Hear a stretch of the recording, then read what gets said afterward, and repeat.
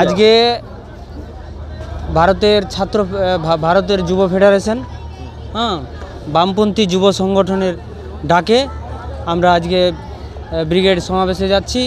বিভিন্ন দাবি দাওয়াত, বেকাররা শিক্ষিত হয়ে বসে আছে, কাজ পাচ্ছে না, রাজ্য সরকার কোনো ভ্রুক্ষেপ দিচ্ছে না, এদিকে টেটের পর টেট হচ্ছে কিন্তু নিয়োগ নেই। এগুলোর দাবিতে আমরা আজকে ব্রিগেডে যাচ্ছি। কোথায় থেকে আসছেন আপনি? মালদা। কখন এসছেন আপনি? আমরা এসছি ভোর 4টাতে। মালদা থেকে কত লোক এসছে আপনাদের? মালদা থেকে মোটামুটি এই 7,000-এর মতো। 7,000।